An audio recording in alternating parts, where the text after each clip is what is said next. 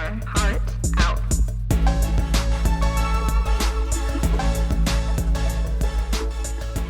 Hi, I'm Kayla Ogden. And I'm Rachel Sear. And this is Write Your Heart Out. I just did it with you that time. Oh, Lord. Okay. We are getting better at this. Are we? We said it in tandem-ish. So yeah, it was cute, I think. That's Maybe. new. We're back. It's actually been a while since we podcasted. What you guys may not realize at home is that we recorded the first 6 episodes of this podcast in like 2 weeks. We sure did. So we were seeing each other every other day. We became so close. We were like conjoined writing twins. It really was like intense. It was like intense. Her dog stopped barking at me so much when I came through the door.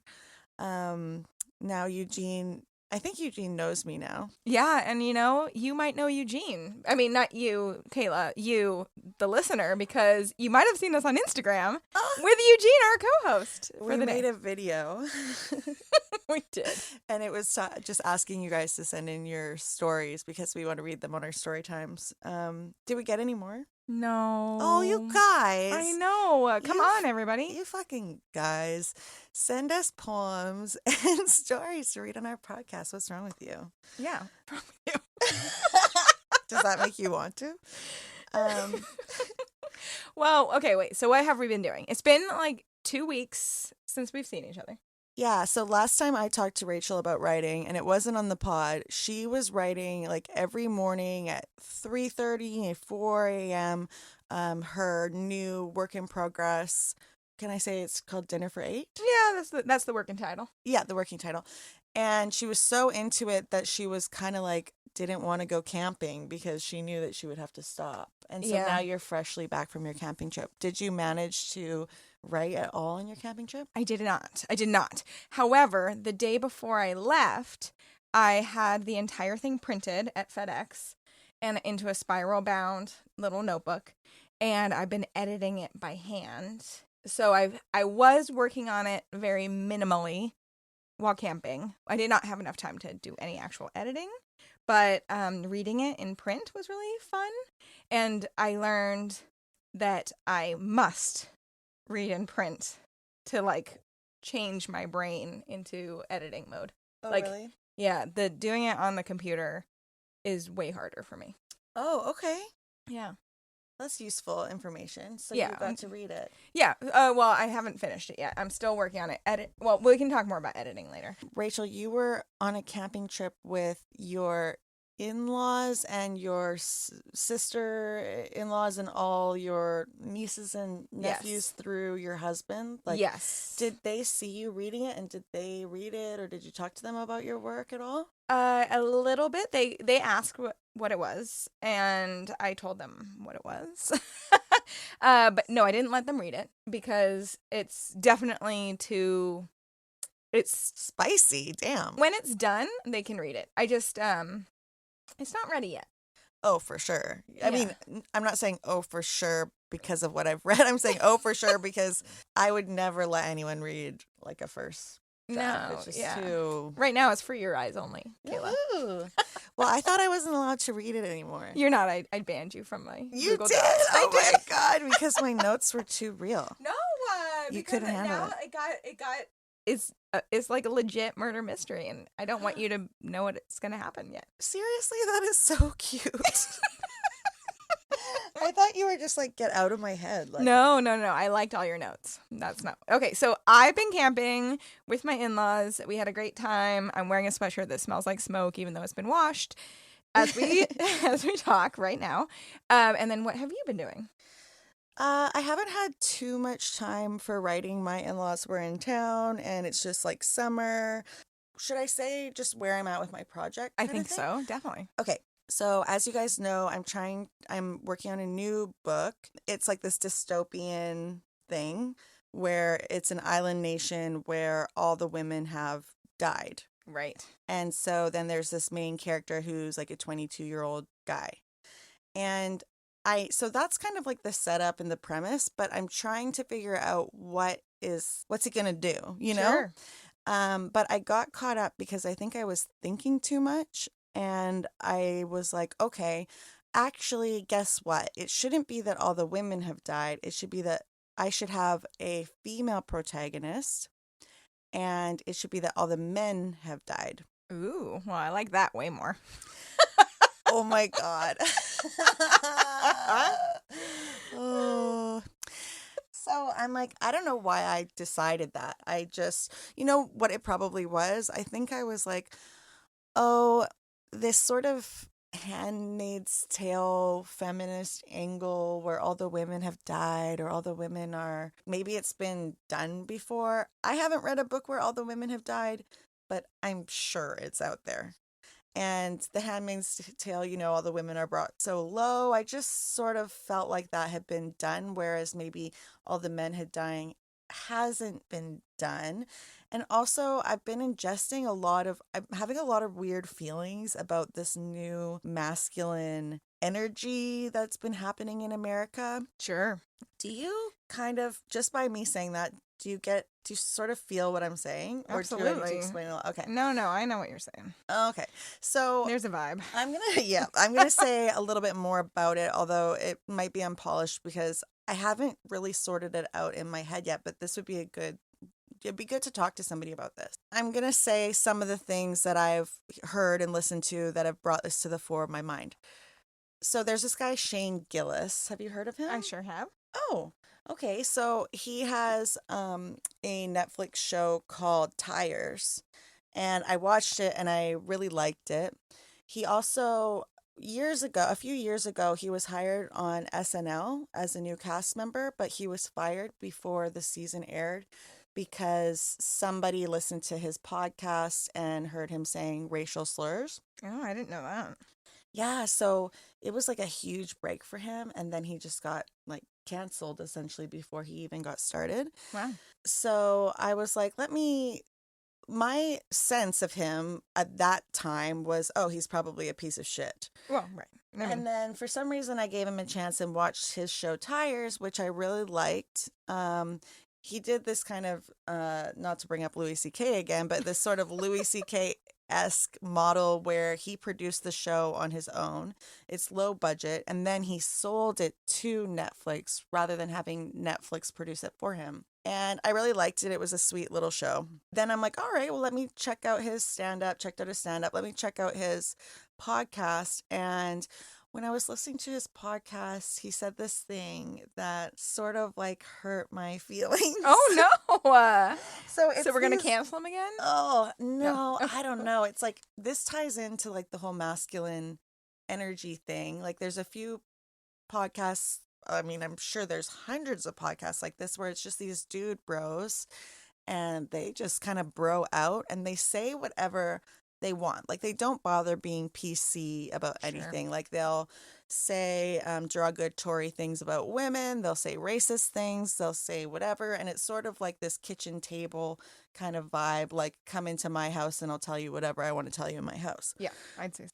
Yeah, and part of me, and I feel like there's a backlash, the Democratic Party focusing so much on like social issues and also like the Me Too movement. I feel like there's just like this backlash where people have felt so restricted and yeah, just like all the cancellations that happened. I think people feel suffocated. All the new language that we're supposed to adapt and people feel like they can never say anything right and it's just hard to keep up. Right. And so I think that there's these dude bros, maybe like Shane Gillis, who are like, ah, fuck that. You know what? I'm going to have a podcast with my friends. I'm going to say whatever the fuck I want. Sure. I already got canceled from SNL. And then I'm going to produce my own show if you don't believe in me. And I'm going to get my own fans. And then you're going to have to buy it because you're not going to be able to disregard the fact that people are going to watch this shit and that people want me to say these things. Yeah. And so I'm sort of like, oh, you know, I like this unfiltered thing. And I like feeling like I'm in the garage with these dudes and I can hear all the things that they really talk about, what guys really say. Right. And one of the things that they said was, I think it was Shane. I couldn't tell which guy's voice it was, but I'm pretty sure it was Shane, said that when he's having sex with a woman and she's like, ow, Oh, okay. um, Yeah, as it happens. it like pisses him off and it makes him like, oh, well, fuck this then. Oh, And that gross. he's like, yeah, he's like, oh, well, I've done this 100 times. It never hurt before, but okay. And he was saying it totally turns him off. He's like, well, I can't do it anymore. And like, why did you have to say it like that? Ow, ow, ow. And he's like making fun of her saying ow. And I'm like, oh my God, this is way worse than I thought it was going to be. Get me out of this garage. yeah. I can't imagine. Like, and these are comedians, right? And so Right. comedians tend to be a little bit darker And more inflammatory on purpose. yeah, inflammatory on purpose. Right. And so I was just like, I can't listen to this because now I'm thinking that, now there's just this insecurity that like if I have a problem, that it's like this turnoff and I'm not supposed to like say anything. And oh Sure. my gosh, I guess this was actually really triggering for me. Yeah. Well, I mean, it's very offensive. We're allowed to feel pain, Yeah. and we're allowed to not want to feel pain yes. in Yeah, any context, of not just in course. bed. Yeah, and it's just like, oh my God. And like, I did not hear that interview. Guys, I And- will link to the episode in the show notes. Sure. But don't listen to it because it might make you cry. Yeah, I mean, it's just so gross. And men, it feels like, just assaulty. I don't want to say the R word necessarily, but it feels gross. Yeah. Like the fact that it makes someone who's in a secure, loving relationship like insecure. Can you imagine being like a single young woman hearing that and being like, oh no, I don't want to turn off a guy that I'm newly dating. yeah. Like if it hurts me, like I'm just going to suffer through, like I'm going to keep pretending like I enjoy it anyway. Oh like my God. I feel terrible for anyone who's, that's a bummer. Yeah, It's a bummer. It was a bummer. And there was this other thing. I'm actually going to pull it up. Okay, so while you're pulling it up, you had me watch a YouTube video a few weeks ago about the guy who was, is this in that lane with the YouTube video that you had me watch? That is in this lane, but I wasn't even going to bring that Okay, up. because that guy, I don't remember who he was. I hated him. Oh. I was watching the video and I got halfway through and I texted Kayla and I was like, I hate this and I don't even want to listen to him anymore. Because he was talking about how he doesn't, he's like reviews books. But he doesn't want to review women's books, and he doesn't feel like he should have to, because just because the audience wants it doesn't mean that he needs to do it, and he does whatever the fuck he wants. And I'm gonna find it. Oh God, I hated it so much. I hated it, and it's like, okay, you have your YouTube channel, like you do whatever you want to do with your reviews. Yes. You don't need to be a fucking dick. Oh man. Oh yeah, I found him. Okay, so his name is Right Conscious. Oh God, gross. Like, Sorry. and not right as in like the right, but like writing. And his thing is why female authors don't matter. So Yeah. that's it. That's the title of his thing. I think that was just totally clickbait. Yes, I that clearly was clickbait. And this guy does a book club, courses. He has a podcast. Oh my God, we should try to get this fucking douche on our podcast. I can write him a letter. It's just like, I hate you. Do you want to come be interviewed by us? Yeah, at the beginning, he's saying that Rupi Kaur he's like making fun of Rupi Kaur. Right. In his video, Why Female Authors Don't Matter, he's saying that he's gotten a lot of flack because he has done so many videos about, I think, Raymond Chandler. He did something in school where he did a huge deep dive into, I think, Raymond Chandler. Then he made like 100 YouTube videos all about Raymond Chandler.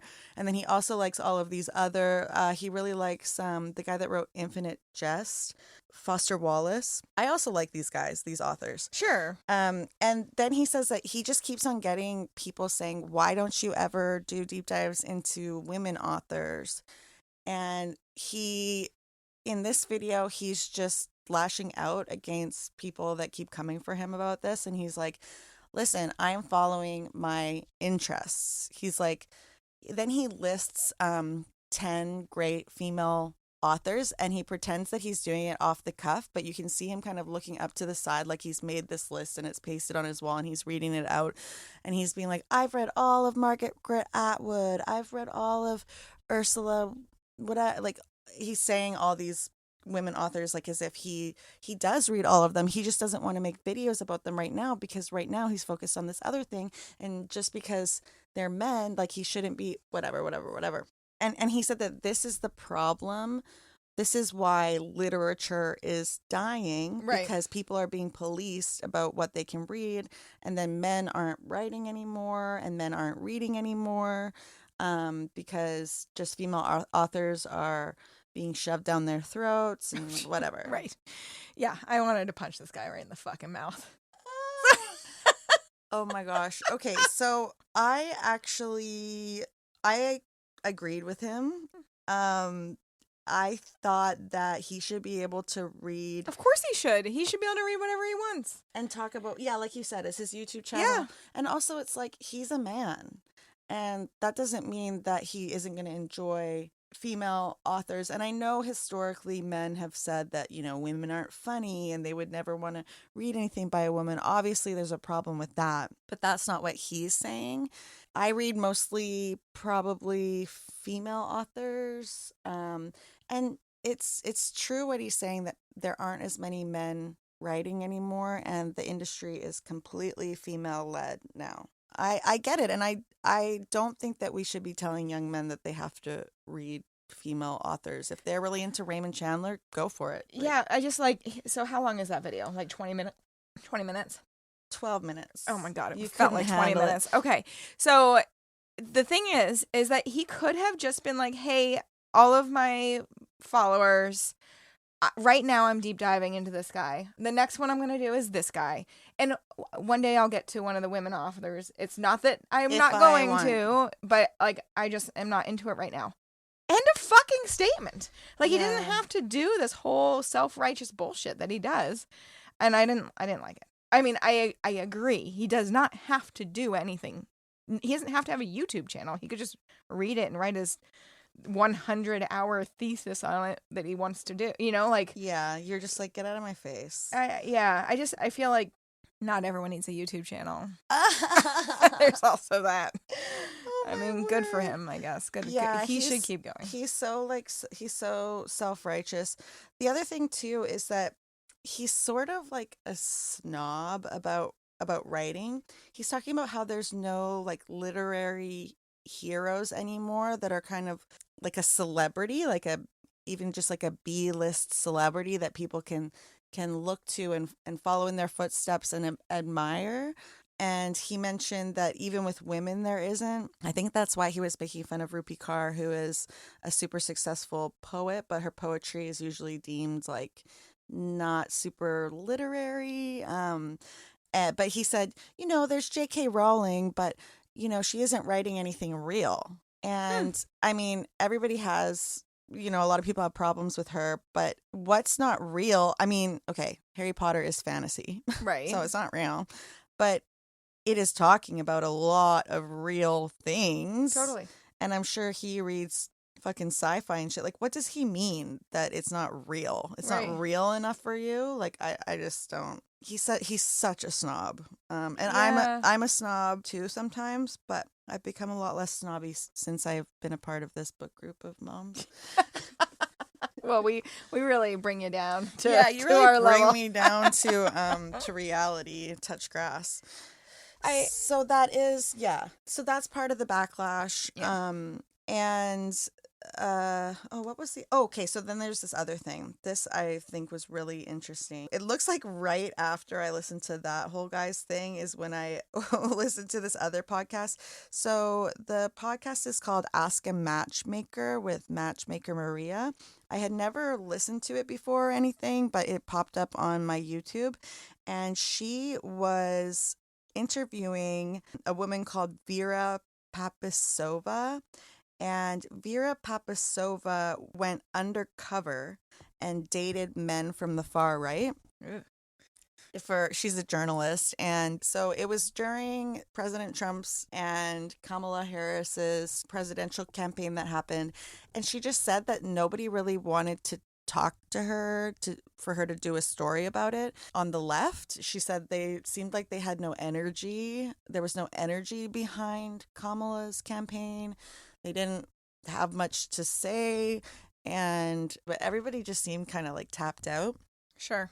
So she decided to go undercover and figure out what these men on the far right are like. So she's left. She's Okay. a leftist person. And she went on dates with like dozens of far right guys. And in her profile, she said, I'm not a far right trad wife type person, but I am very open to learning about the ideas. Okay.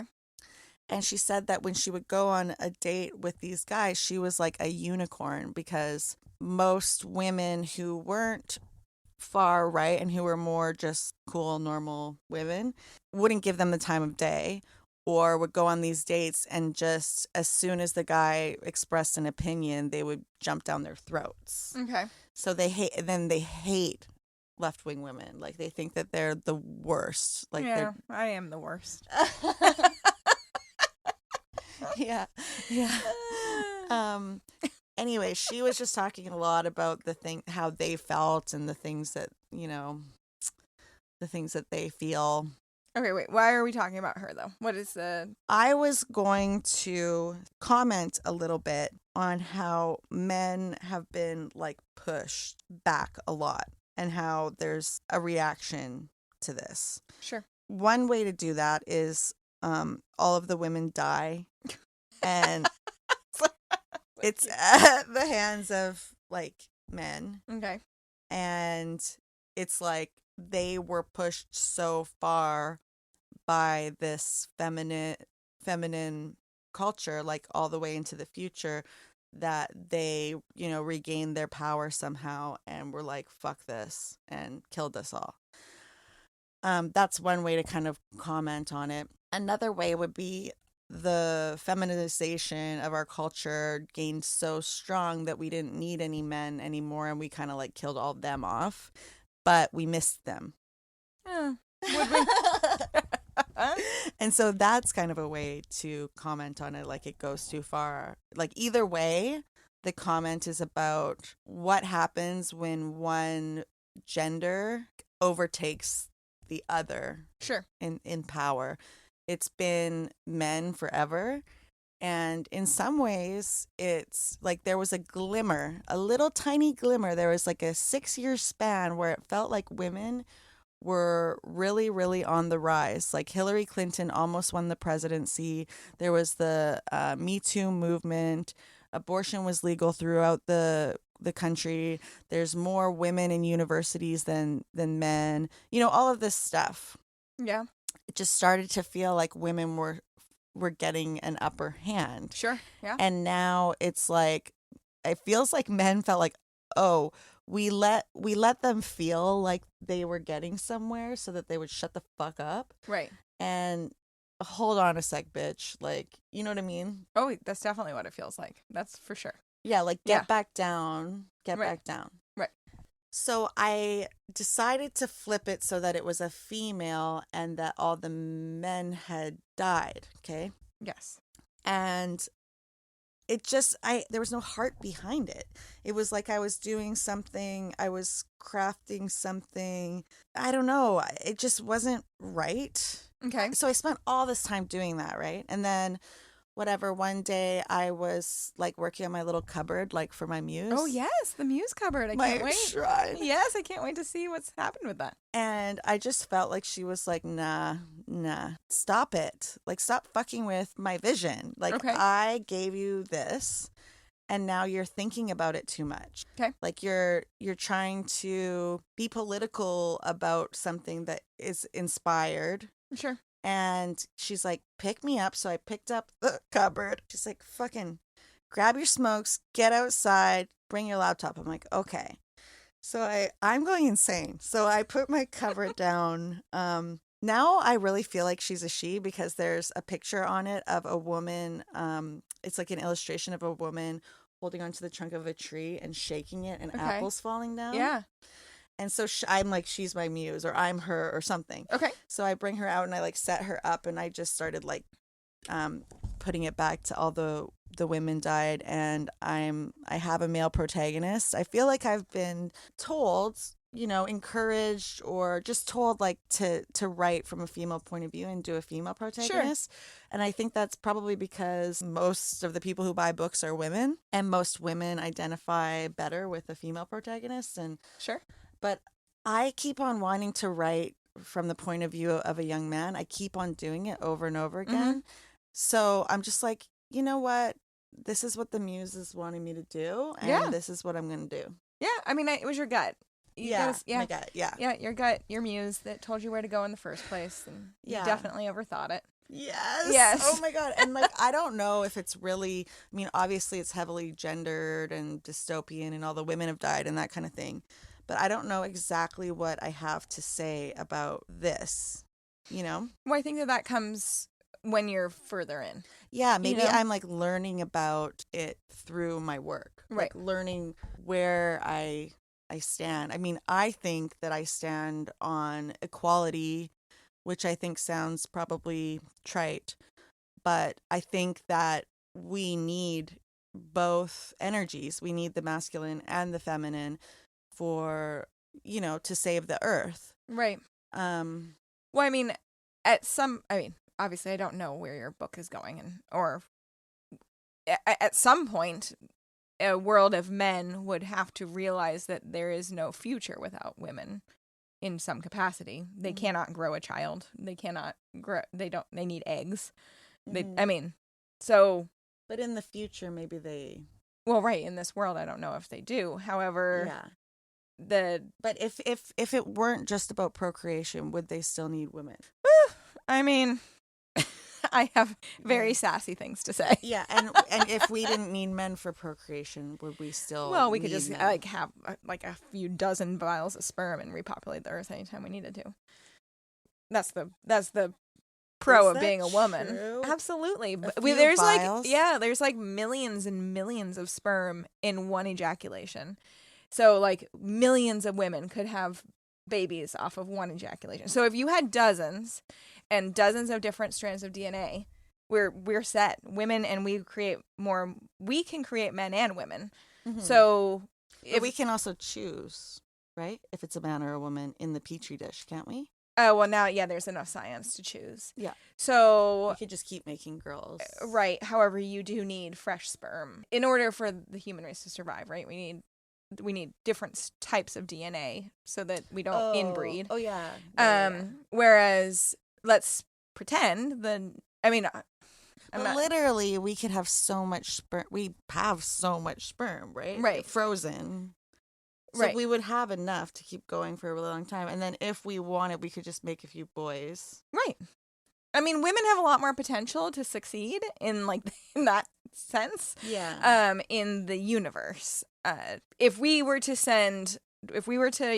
kill Elon, but take all of his tech, go to Mars, we don't need to bring any men. We just need to bring a few vials of sperm.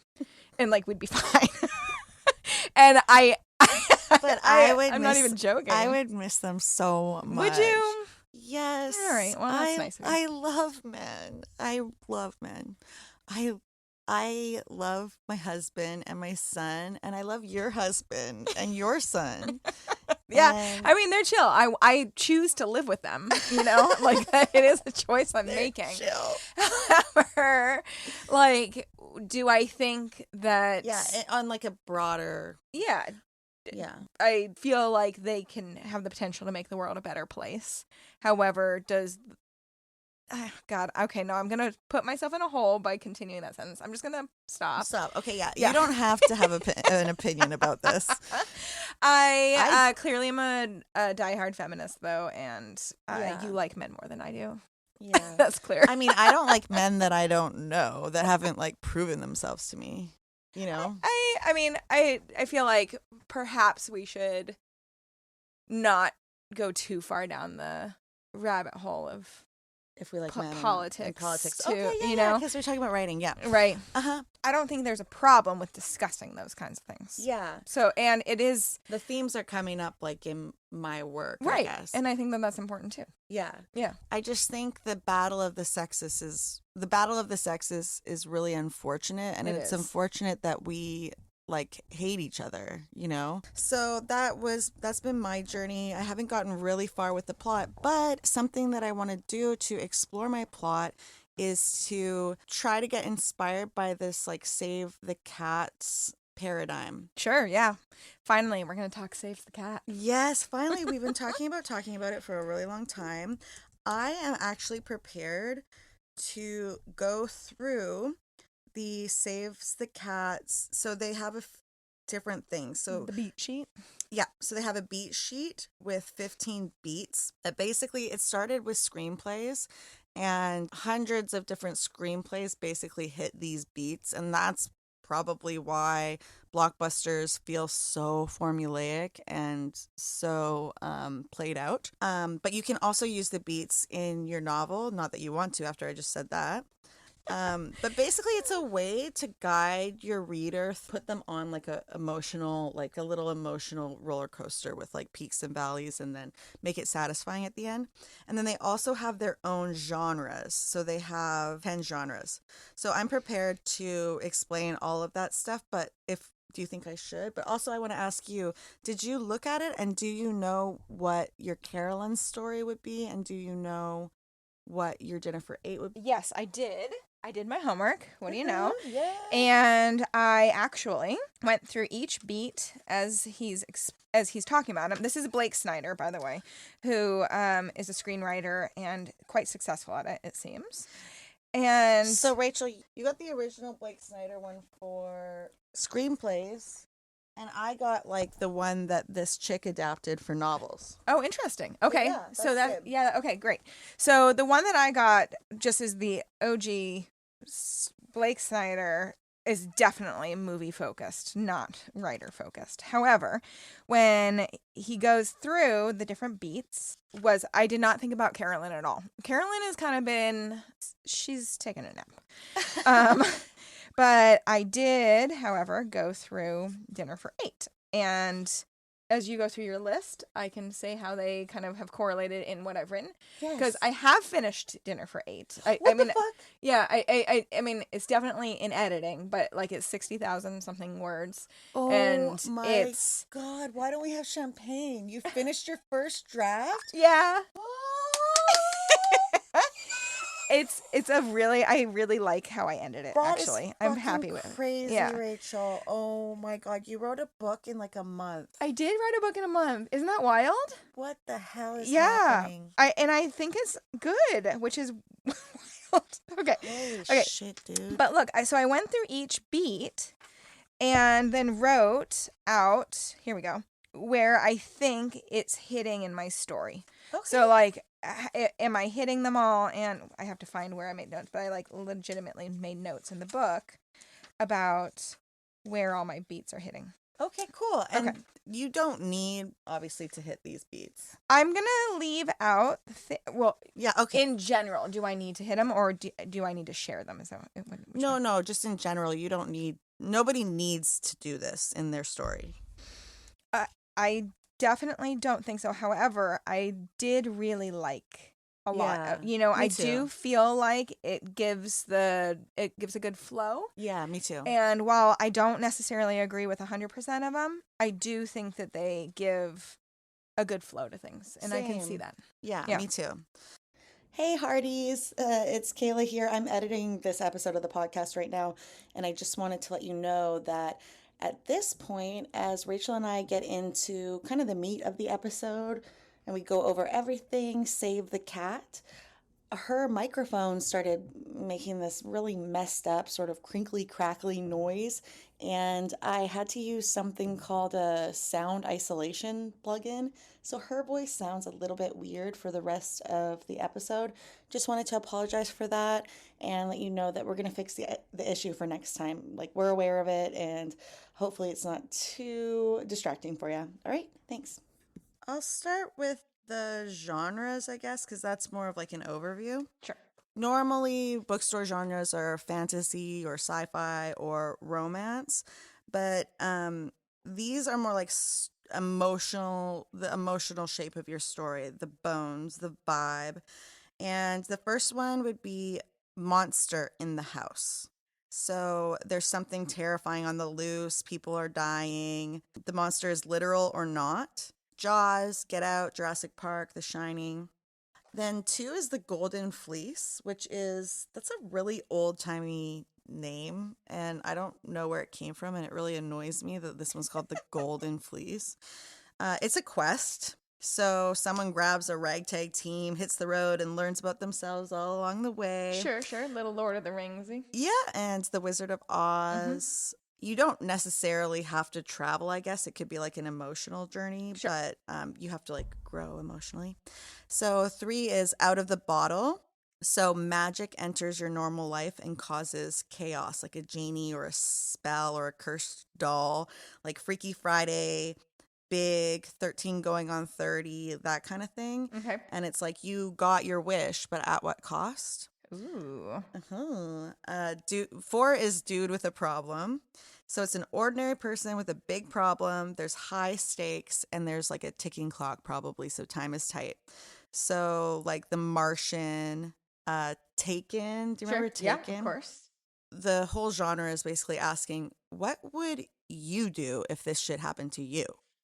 So five is rites of passage. It's like a life transition that the person didn't ask for. So it could be like they're going through grief, addiction, heartbreak. Puberty is a really big one, obviously. So Yeah, it's of like course. Ladybird, eighth grade.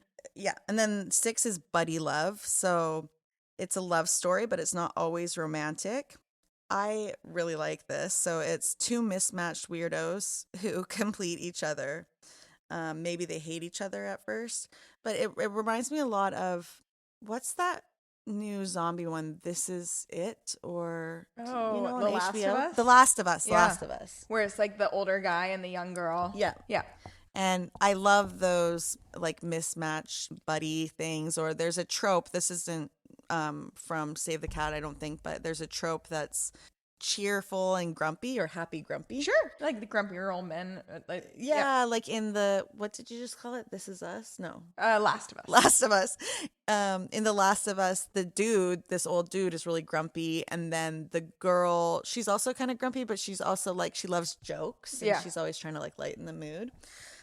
So that could be a trope that you use in Buddy Love, which I really like. So it says, think Thelma and Louise, When Harry Met Sally, Toy Story, because there's like Buzz and Woody. Totally. For some reason, the first one that came to mind when you said that was Pineapple Express, which is like really a random for me to have thought of. But Oh, yeah, because it's like there's this guy that smokes weed all the time, and then isn't there a more straight-laced guy? I think they both smoke a lot of weed, but One's slightly more racist. one's like super. He fucked up and took them on this journey that they weren't really supposed to be on, and then like they have one of them. I actually don't remember. James Franco got canceled. We can't even talk about him. So that's funny that came to mind. I know. Okay, so the next one is Why Done It? So the mystery isn't about who did it, but why. And it digs into the psychology of it all. So like Gone Girl, Mayor of Easttown. Oh God, that's such a good show. That is such a good show. I loved Mayor of Easttown. And it's like the killer isn't the twist, the truth is. Right. So the next thing is The Fool Triumphant. So I love these. Love, love, love these. So it's the underdog that everyone underestimates turns out to be a genius. So like Erin Brockovich, Legally Blonde, or Forrest Gump. I love those. You gotta love Forrest. Damn. Does Napoleon Dynamite go into that one? I don't How even know. does he win at the end? I mean, he dances his little heart out. How does he win? I don't know. Or Pedro? Pedro? Maybe Pedro! They're the buddies. Vote for Pedro. I don't know. Okay, bad example. So Napoleon. this underdog, they don't win in spite of who they are. They win because of it. So it's like all their little like shitty qualities end up being like really clutch. So then there's two more. Institutionalized. So I think this is what these dystopian ones, like perhaps mine is usually the one that I'm working on would usually be about. So it's a story about a group versus the individual. Does the individual conform, rebel, burn it all down, or walk away? So like The Devil Wears Prada, One Flew Over the Cuckoo's Nest, Oh, yes, right. Midsummer. Yeah, and obviously like The Hunger Games, right? Yeah. So the last one here is superhero, which I hate. Extraordinary people dealing with extraordinary burdens. It could be a literal cape wearer or just someone who's too gifted. Like Black Panther, Amelie, The Queen's Gambit. You have power. What now? Okay. So, I don't like that. genres. Um, you said you wanted to use this a little bit to talk about, to think of Think the about. woman tree. Oh, yeah. The woman tree. Yeah. So That's when what I'm you, calling my oh yeah, new book. working title. Mhm. Where do you feel like it's fitting into your, where do you feel like you're fitting in? So I feel like in dystopian worlds in the future like this, often it would be institutionalized would be the genre where it's like the reason why all the women died in this island nation is because of something that the government did. Right. So normally I think it would be, my protagonist would be kind of going up against them, sort of like how Katniss goes up Yeah. against the whoever those guys are, The president, the president. But the capital. the capital, yeah. I can't imagine myself. I think that's going to be part of it, and I already sort of have a bit of a plot for that. But I think that might be more of the B plot. And I think because I'm usually more interested in dialogue and relationships and like characters. Sure. So I think there's definitely going to be sort of a love story and a buddy love. So Okay. I like that. yeah. I like the idea of that being the B plot. Yeah, it's not going to be like all this like action packed like taking down the government thing. Right. It's going to be like there's actually so many of these that I feel like it fits that maybe I need to narrow it down, but the Golden Fleece, like the going on a quest with a ragtag team. Like I already know certain characters that are going to come around. So this does help. Yeah.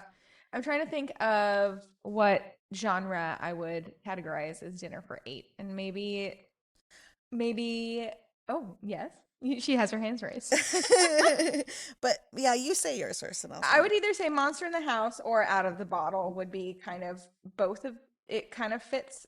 I was surprised Out of the Bottle kind of fit in my brain space, but um Is there magic? there's no magic. But your examples didn't all have magic. Freaky Friday, Oh no, 13 you're going right. on You're right. 30. You're right. There's no magic. Okay, so But then it's yeah, like more wish. Monster I in the think House. maybe what you were thinking was wish granted, but at what cost? Yeah, Maybe that kind of fit, I guess. because your protagonist wants to have like sexuality in her life, Right. or something. But Yeah. I don't know. I don't know where it goes because you won't let me read. I know, and it's actually changed it a little bit. I'm Ooh. gonna say more Monster in the House. I think that it's more of that.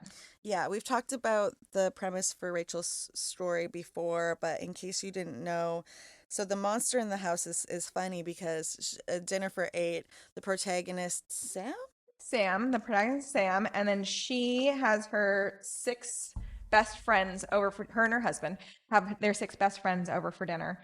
And it's supposed to be a murder mystery game. And which is very like she's very type A. She has it like down to a T. She's hired this company to do it. And then one of the guests brings another guest that she's not expecting, and that throws her off. And then it's her ex, and that throws her off. And then they have like this really crazy past together, and then it just like keeps unraveling for her. So that's the monster in the house, Definitely. which is really interesting because it's like some of the examples of that genre are like The Shining, right? Or Get Out or Jaws, like an actual monster. Yeah. But this is really cool to do the genre of monster in the house, but the monster is your ex that you want to bang. Yeah, but he is out like He he's is a actually mon. he's a legit monster too. Like not I mean not like not a Ooh. werewolf, but like But he's a he's a terrible terrible person. person. Yeah. Wow. But then at the end, who's actually the monster? You don't really know because Oh my there's God. yeah, it gets a little Is it crazy. Sam? Is it the ex? Is it her husband? Is it her You friends? don't You know. don't know? I don't know yet. Yeah, so obviously I'm still a little discombobbled about my genre. I've only written 4,000 words of this thing. It's so crazy that I've only written 4,000 words, but I've overthought it so much that I've already rewritten it and stuff. Totally. I just need to go.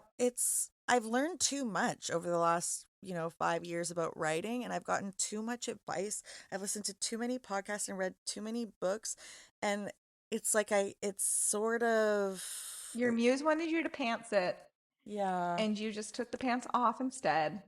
You I should took just off my pants You're like, I'm gonna press them and iron them, make sure they're perfect, and then put them back before I on. go anywhere. But she's just like, wrinkle those motherfuckers, sit Yeah, down and write. you wear those pants, baby. Yeah.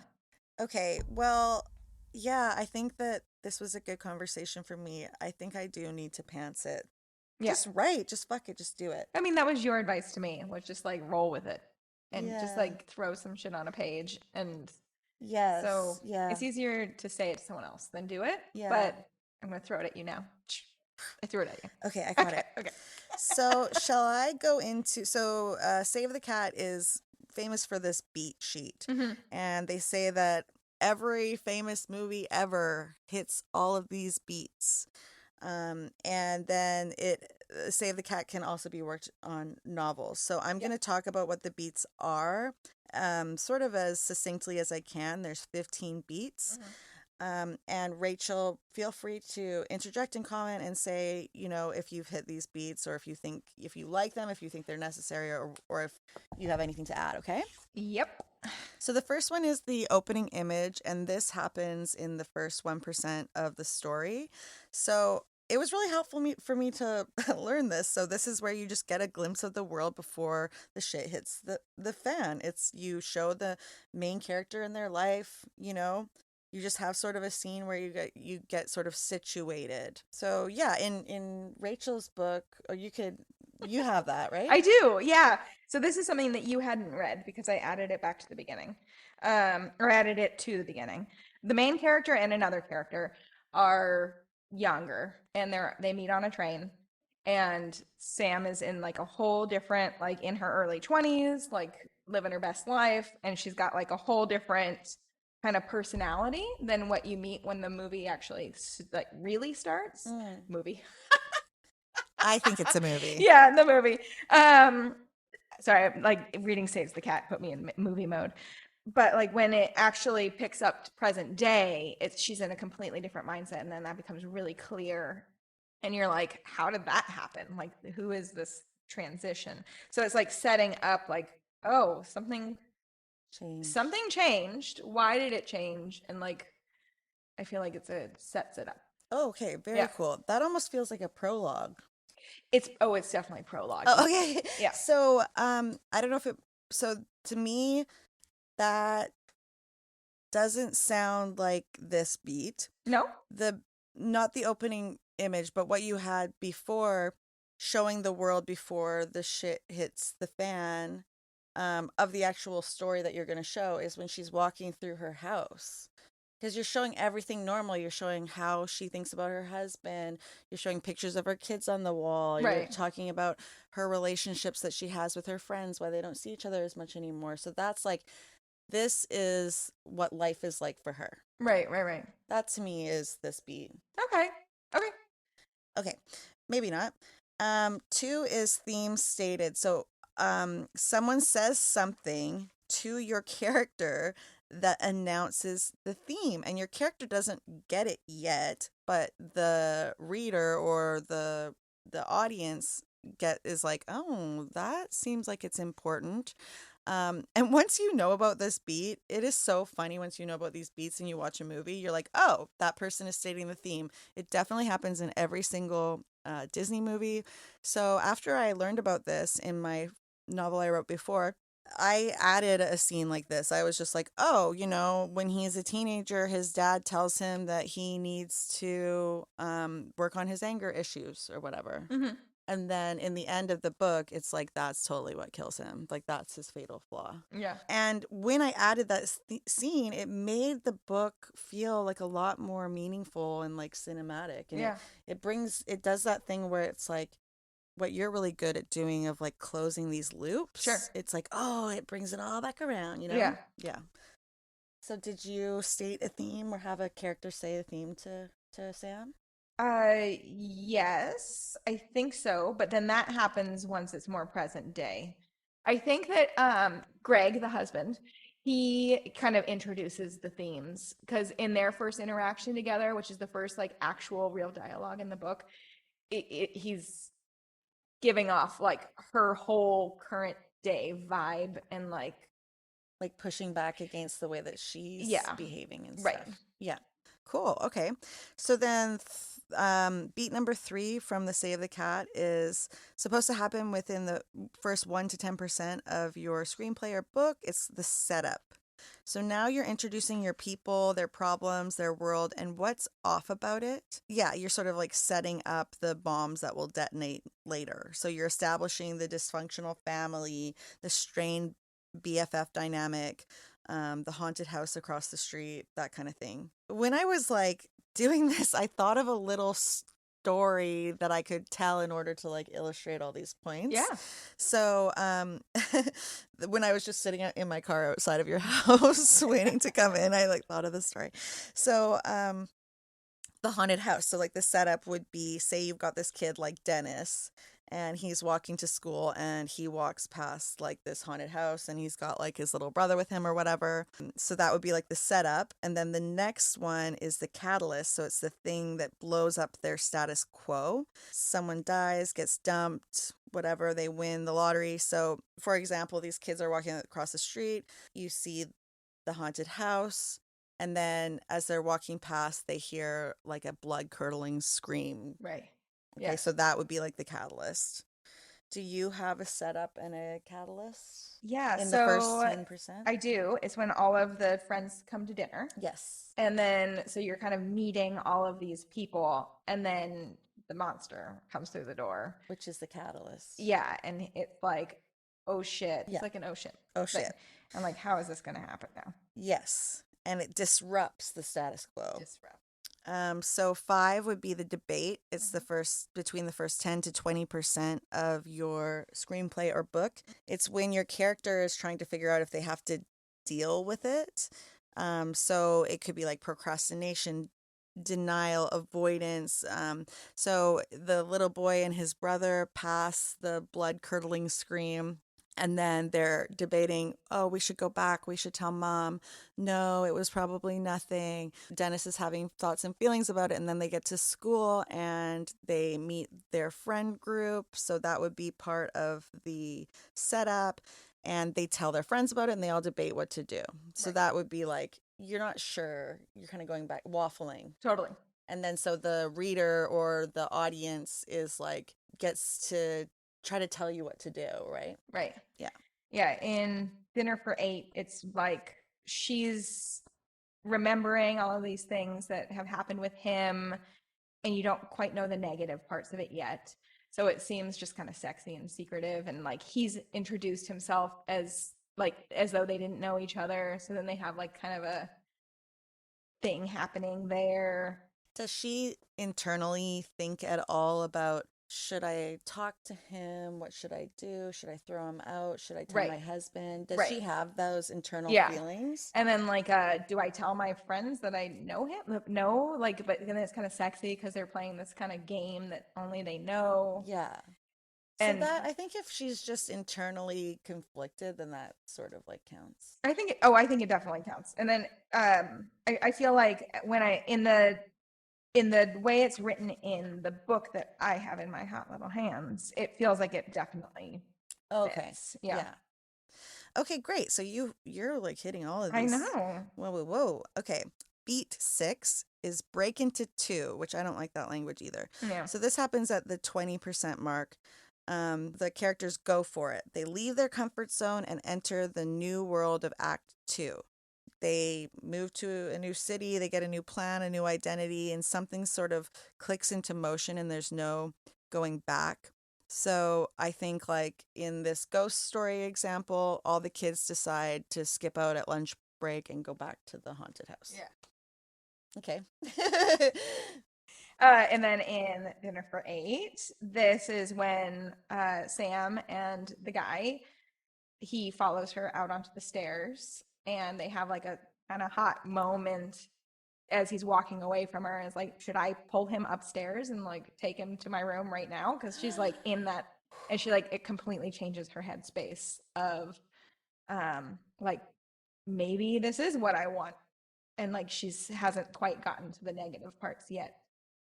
She's in it. She's in it. She's like, I don't really care what my husband thinks anymore. Oh my God. She's a baddie. She's naughty. So I get why this would fit into the break into two, because the shiny new world or whatever, it's like they're finally acknowledging each other, Right. basically, right? Yes. So it's like it sort of feels like there's no going back. It's like we've actually had a moment alone now. Right. Exactly. Which changes the dynamic. So number 7 would be the B story, around 22%. And this is when a relationship subplot enters, and it might be a romance, friendship, mentor, and it shows a different side of your main character. So in our ghost story, there's a girl named Ashley that follows the group down the street. Are you gonna actually write this ghost story? I like it. No, I wrote it in the Cute. car. It's cute. So she's in love with Dennis, Oh. and Dennis's friends don't want her to come along because she's sort of a dork. And Dennis says that she can come along and hang out with them. Okay. Okay. Okay, so that's the B story of my story. And then my B story is the actual murder mystery game, because that picks up at dinner. Okay. Yeah. And which, is a fun part of the book, I think. Mm-hmm.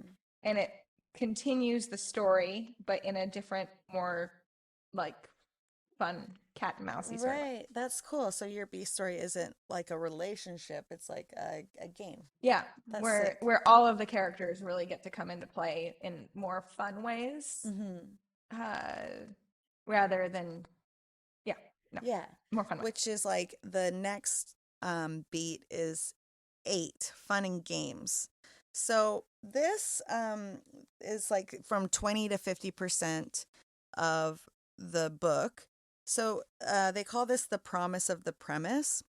So when you watch the trailer for this book or for this movie, this would be a lot of what you were seeing, and this would be a lot of the what's the line, like the pitch of the book, or the hook of the book. So with the haunted house story, okay, that I made up, it would be the kids like exploring the house, and a little creak happens there, and somebody kisses each other here, and they find a Ouija board there, and it's like all the little fun stuff that's happening in the house.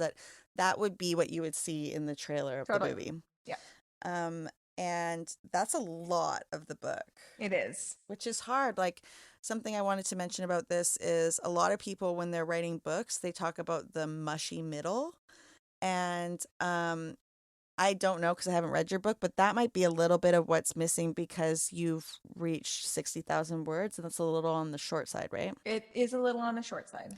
The mushy middle, it's like you're getting, what the plot is. You're getting from A to B, but then you have to kind of like fill it out with stuff, right? With the fun and the games. So one thing that I've been working on is developing a few of the other characters, because there's 4 couples, and one couple doesn't have a lot of play, and I really want that couple to have a little bit more play in the book. And so I'm trying to, that's in my editing process. I'm going through and picking spots where I think that they could come in a little bit more and show their personality more, and then show how because one of them comes majorly in at the end. Mm. So like, but so they just need to be more a part of that. And so I think that that's a chunk that needs to really happen. Okay, yeah, Yeah. that's great. So then 9 is the midpoint at 50% of your book. A twist, a reveal, a thing that changes the game. The stakes go up and plans shift. So it's like, holy shit, he's my brother, or she was dead the whole time. So it's kind of like the twist. Mm-hmm. Does your book? It does, doesn't it? It has a twist. Somebody actually dies. Whoa. There, Whoa. there's She's there's giving a it to us, yeah, there's a folks. legit murder that happens. Whoa. Yeah. Um, I mean, it's a very dramatic moment, oh I gotta say. my God. Okay, I can't wait to read that. So in our ghost story, I don't think I got this far, but Dennis's mom comes through the door, Oh, and it mom. turns out that she's been taking care of this property all along. Oh, wow. So Denise. oh, Denise and Dennis. Oh my word. I don't know how I'm gonna make up the rest of the story. So 10 is the bad guys close in. I was thinking about this a lot when I wrote my last book. It's like I wouldn't have thought about this stuff. It's like you've kind of internalized these beats Sure, from right. watching so many movies. Mm-hmm. But it's really nice to see them laid out. So number 10 is bad guys close in between 50 and 75%. Things unravel. The enemies close in, your internal doubts flare, cracks widen, everything just feels fucked, basically. So somebody betrays you, or there's more bad news, or you're doing self-sabotage, that kind of thing. Yeah, what's happening with Dennis? I think it's just like the haunting is probably getting really bad. Is his Um, mom okay? his Or mom, she like, he doesn't know where she went, uh-oh. and Ashley is missing, Oh, shit. and she's presumed dead, Oh, no, Ash. because they saw her just being like pulled but from the room by an unknown force, and they also saw his little brother get impaled on the fence by the thing. So things are getting really bad. Yeah. Okay. Uh oh, do we? Yeah. In Dinner for Eight, it's a situation where they don't know who actually did it, and they're kind of trying to figure out what to do with this Mm-hmm. body. And And there's sort of probably like obviously there's a ticking clock because it's like there's a dead body in your house. right, but the game's over. So the all of the actors from the show, like from the show, like the thing that they put on for the murder mystery party, Yeah. they're all gone. Do they know that happened? The No, murder mystery maybe not. company? Maybe not. Okay. Or maybe one Maybe of them they did did it. it. Yeah, you don't really know. You really, because you don't know the fully the timeline because there's a blacking out situation. But but then it very much could be the husband who did it, but then he's denying it. Like it's a whole, Mm-hmm. then they have to kind of clean it up together and Oh figure my out what to God. do. Okay, Yeah. crazy. Yeah. And then there's the all is lost beat around 75% where the character hits their lowest low. They're crying on the bathroom floor. Somebody usually dies here, it says. Mm-hmm. Sometimes literally. So Or I maybe they have to burn all the stuff that they from the cleaning it up. oh, is that what happens in yours? Yeah. Oh, are they feeling like all is lost? Like, are they feeling really low? Yeah, Because because they're the like some person of the friends had died. gone to bed, and they gonna have to tell them in the morning? Will they even Oh, remember that he was there because they had all been drinking? oh, Like they don't know what to oh do. shit. Yeah. Okay. So Dennis is hiding in a closet, crying. He doesn't know what to do. He doesn't know where any of his friends are. Dance. Okay. And then there's the number 12 is the dark night of the soul. So 75 to 80%. It's like, what's even the point moment? It's like a beat of sadness. And maybe the character gains some clarity. Dark Night of the Soul, I can just see so many, like, I think Judd Apatow's movies really do these. Like, I'm Oh, thinking big of time. Big Time, Yeah. right? Yeah. I'm thinking of like Amy Schumer had that great movie, Trainwreck. And I'm remembering when Bill Hader and her like breaks up with her, and she's having her dark night of the soul when she's on her couch, like pigging out, Yeah, like smoking hella smoking weed. weed, Yeah. and just becoming a complete slob.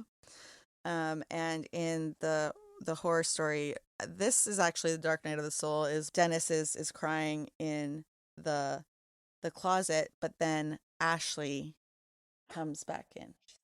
She she She's alive. she crawls in there with him. Aw. Oh, hopefully she's alive, or she goes. Oh my God! Oh, twist ending. M. Night Shyamalan, we're Oh, coming M. for Night you. Shyamalan. Yes. So in mine, then there's like a scene that's very important where Sam, the protagonist, like really tries to turn towards and like change out of her rigid ways and Mm. and it's like a very pivotal moment between her and another character, and it's like very sweet, kind of sad, and Oh, yeah.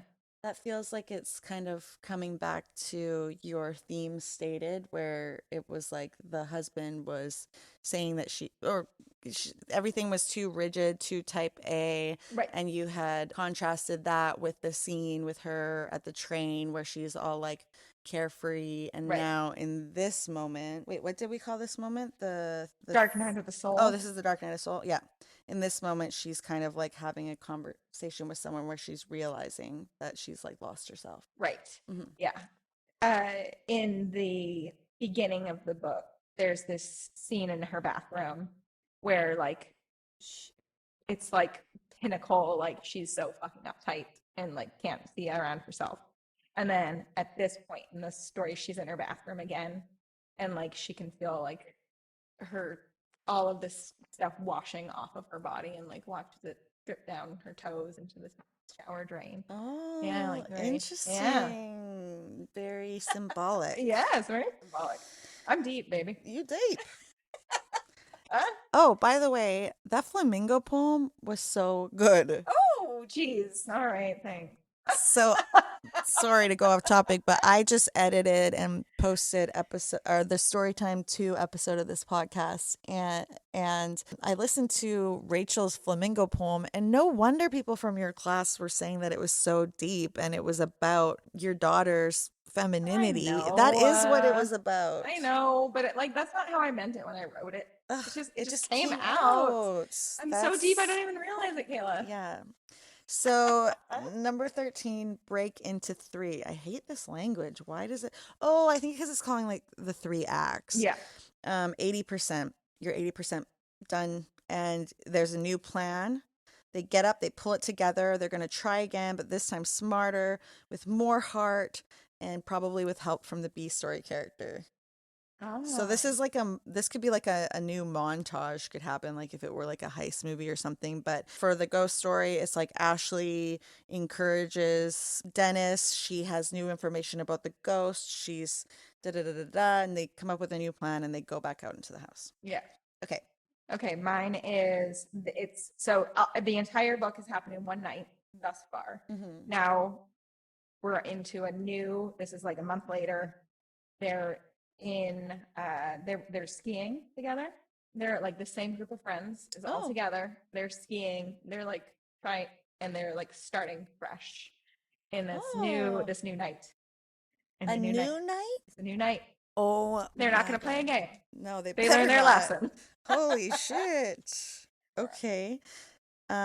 So beat 14 is the finale, 80 to 99% of your book or screenplay. So this is your final showdown, Mm-hmm. and it has to prove that your character has changed. It's the payoff. So they use the knowledge that they use the knowledge they've gained from Act 1, or they make peace with the past. They defeat the villain, kiss the B story, whatever it is, it ties up the emotional arc and the plot arc. Yes. And you probably don't want to say how they do that, obviously, right? I Or can say a little bit. I'm Okay. not going to say what actually happens at the end because I think that's obviously crucially left out. Mm-hmm. But Sam, she's like kind of she's relaxed. It like shows that she's relaxed and she's Hmm. like figuring it out. Like she's figuring out how to become more of like who she wants to be. Um, and then maybe something happens. You Okay. know? Yeah. In the finale of the ghost story, they defeat the ghost, Dennis and Ashley and the mom. And then for the cat beat sheet, the final image at 100% of your story is the after shot. It's the opposite of the opening image, a little wink that shows us how far they've come. So they're no longer lonely or broke or a disaster, or they are, but they're choosing it now. Like if your book was truly like coming full circle, like in the way a Judd Apatow movie would or Mm-hmm. whatever, it might be either she's taking the train or whatever, or it would be like she's walking through her house, but her house like looks different now and Right. she feels different now. And maybe her friends are just kind of dropping by and maybe her husband is grabbing her ass and like whatever. That would be the final image probably for your book if you were doing it like that. Don't you think? Yes, Which it's is very Pat. Like I'm not saying you should do yeah, that. no, it happens, but in a much different way. Yeah, Okay. it's yeah. I'm Well, sure it's there. I don't want to say what it is. yeah, I Yeah. mean, it's just interesting to think about like if you're ending your book in a certain way and you can just change the setting or the people in it or whatever to kind of bring things back around to make the reader or the person watching just feel more, I don't know, feel full, feel closure, then that could be a good way to do it. Or you could totally go away from this because this has been done so many times. But I think it is a good scaffolding for your story, and It I is. like to like look at it, you know. Yeah. Yeah. So I recommend Save the Cat, but I wouldn't do it too strictly. Yeah. And if you don't do it, don't worry about not doing it because then you're doing something more unique. Well, what was interesting is so you had brought up Save the Cat, like in one of our first episodes, and then we did that luncheon thing with the Tony, what's his name? Tony? Andy. Andy and And he brings it up, and oh, all of the women in the group, like the woman who was hosting it and interviewing him, was like, "No, not saves the cat." Like it was like offensive to her that he brought it up. yeah. But he, as an editor or a publisher, editor, He's an agent, but and he also agent, but he edits. edits. Yeah, yeah. Like you could tell, like he was like, "But it's good." Like you could tell on He his was like, face it that he's like, works. "It's what we're looking for." And she cut him off in a way that but he's the one who brought it up, and he's like, "These are the ways to get things done." And so I think that, of course, you don't have to follow it, and obviously, there's many authors out there who fully disagree. Hmm.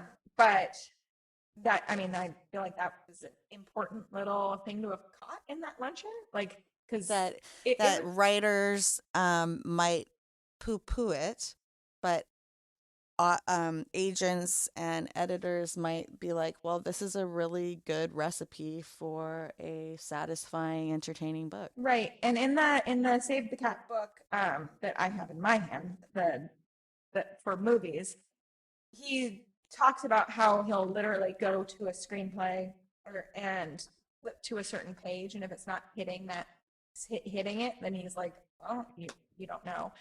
Um, within like 2 pages on either side of what he's talking about. Oh, So, damn. and I feel like while I don't know anything about the process of getting an agent because I have not tried, um, it sounds like that's kind of what they do too. Is they flip to a page, and if it's not grabbing them, Hmm. that's that, Yeah. right? Yeah, it's sad because they'll get you to send in the first 5 or 15 pages of your book, and sometimes it hasn't gotten too exciting yet. Right, And so people will say, "Oh, start with a bang," right. and that's how you get like your agent. But is that how you want your book necessarily to like every book shouldn't start with like the ceiling caving in. Like, not every book is like that. Totally. But maybe what you can do is start with a bang, and then once you get the agent, be like, okay, well, actually, Totally. like, maybe we should start with this. Right. I don't know. I don't have an agent. But okay, just before we end, because I think this has been pretty long, but It has, yeah. Rachel challenged me to follow up with that Canadian agent. Yes. I can't wait to hear. The guy that I called my shooting star, Jake Babette. So I did follow up with him, and I couldn't believe that he didn't get back to me after I followed up with him. So it was, yeah, Well, last time he got back to you within a week. yeah, and it's summer, and I know that Right. he has kids and stuff. And his thing had said originally that it could take up to 6 months. Yes, and you know what? I don't know if I should have been more professional in the email or not. I just sent him like a pretty chill one. I said, following up on Pillow Forts Down, hi Jake, did you have a chance to look at my manuscript? I would say your baby is cute, but it looks like you haven't updated your Instagram in about 3 years. Happy face. I hope your summer is off to a great start. Talk soon, Kayla Ogden. And then my phone number. Okay. I just kept it chill, but he hasn't gotten back to me. That was only 10 days ago. And I actually think the fact that he hasn't gotten back to me is a good sign, because Okay. I think that if he had already dismissed me, he could just so easily be like, oh, right, that chick, okay, reply, blah, blah, blah. Right. So I'm feeling like this means that that he's undecided. Well, your casual email feels very respondable. You know, it's not like it feels like do you want to be my agent? Yes or no? right. Which so I think that you're on the right track by staying positive, because Yeah. it would have been really easy to say like kick rocks. Yeah, you know? exactly. He probably has an email he just sent. So I'm okay with that. I didn't follow up with this other lady that asked to read my full, because I don't know. I don't think that she's the one. And then I haven't queried anybody since June 20th. So that's not that long ago. 20 days ago I did. And then before that, it was the 1st of May. So it's like I've forgotten about this whole book I wrote, and I'm just not even. Well, you better get on it. It's because this part sucks. But yeah, I'll keep you guys updated. Great. Keep us updated. Okay. All right. Well, it's been real. Okay, save the cat or don't. Bye. Bye.